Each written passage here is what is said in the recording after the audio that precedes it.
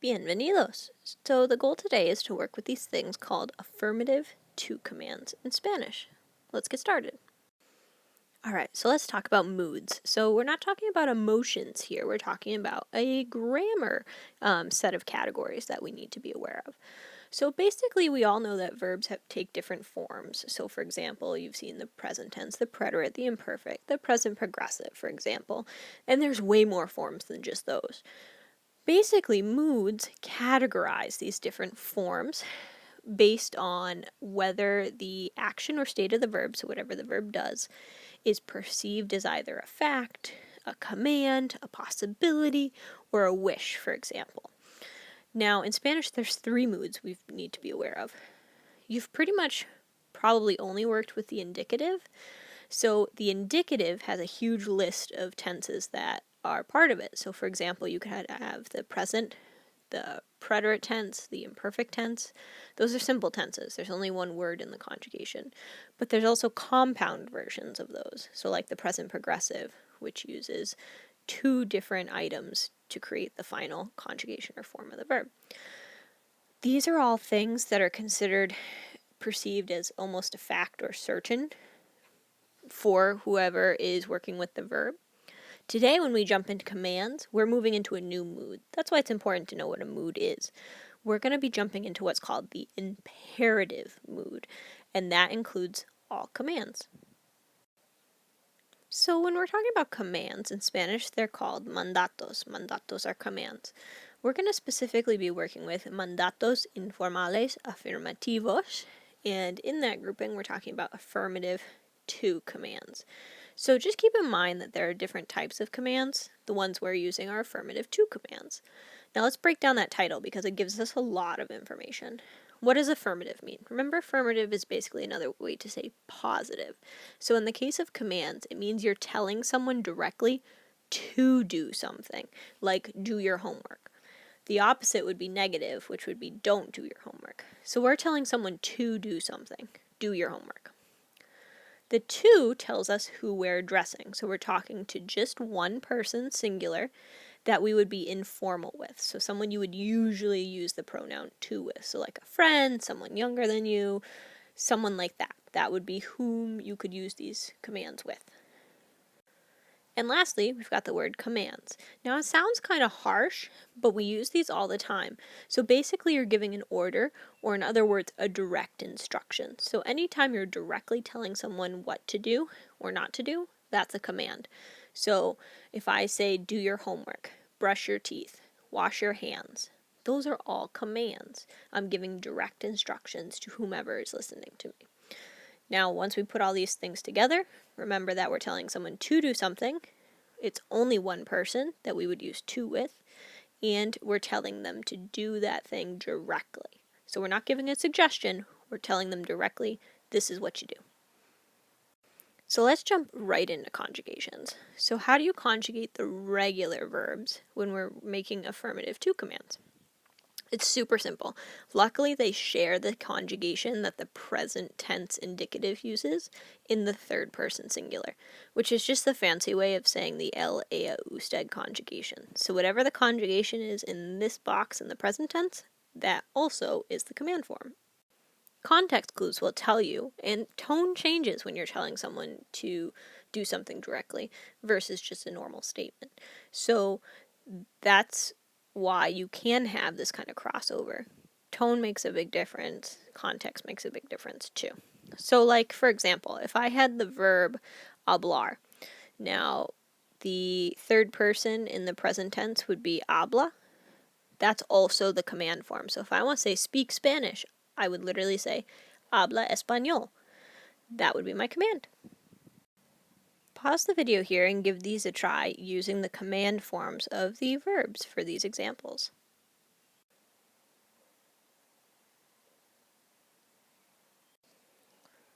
Alright, so write your name here. Escribe tu nombre aquí.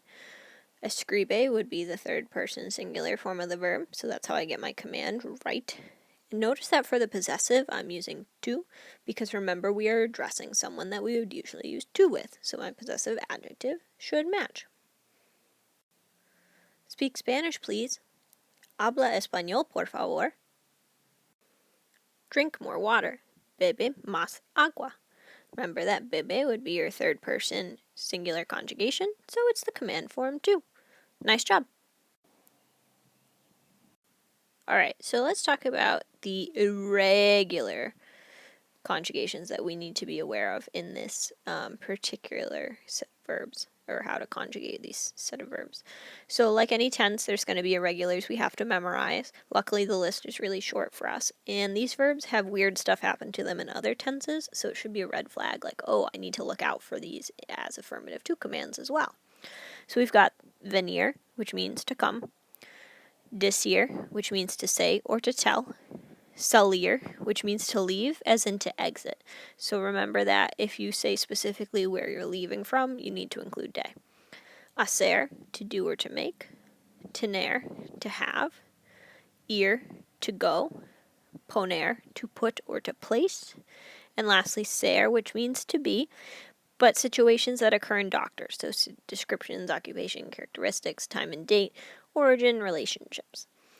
These over here on the right are the irregular forms as commands. So if I want to say come, like come here, I say ven. If I want to say or tell, like say the answer, di. If I want to tell someone to leave, like leave the room, sal. Do your homework, az. Have your materials ready, ten. Go to the office, ve. Put the paper there, pon. And ser, say, like be nice. How are you going to remember those? Well, I wrote them in this order for a reason. Ven, di, sal, az, ten, ve, pon, se. Ven, di, sal, az, ten, ve, pon, se. It almost sounds like you're saying Vin Diesel has 10 weapons. Vin Diesel being an action movie star actor, so he's on tons of crazy sequences that involve weapons in the movies. I don't know about you, but I love the Fast and Furious movies.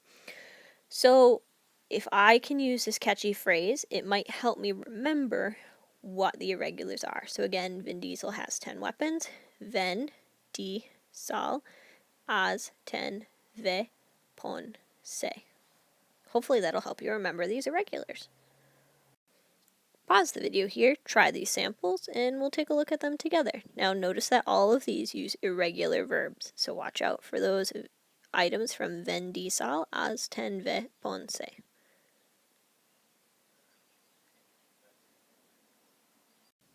Do your homework on time.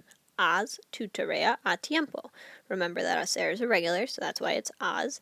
And then we use tu tarea since we're addressing the same person we would use tu with. Be nice. Say simpático. Be nice here would use ser, because we're talking about characteristics. So the irregular conjugation for that as a tu command would be say, a positive tu command. And nice, simpático. And because they used upside this exclamation point here, we need the upside down version, remember, in Spanish to indicate that.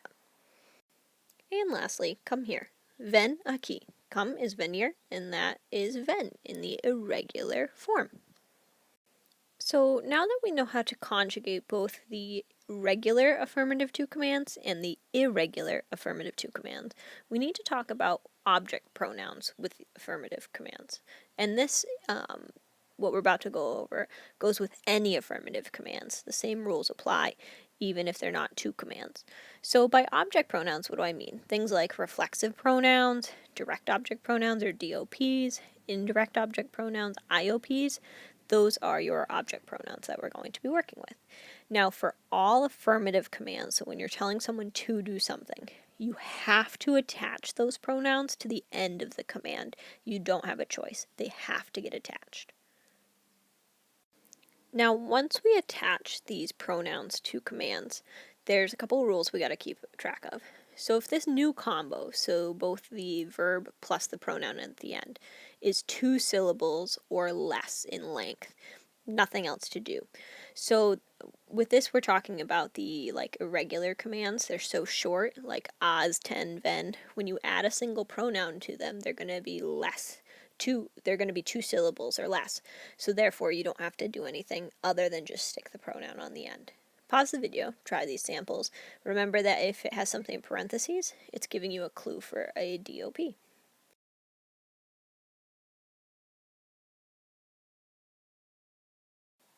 If you want to say do it, and for it we're referring to the homework, which would be tarea, we would say hazla, all one word, hazla. 2 syllables or less, good to go. Now when you're talking about putting something on and you're putting something on yourself, remember that's reflexive, so you use the verb ponerse. But because we're using the to command, remember you would need your reflexive pronoun te. So pon would be the irregular form of poner, then te would be attached right to the end. So ponte una chaqueta, put on a jacket. Tell them the truth.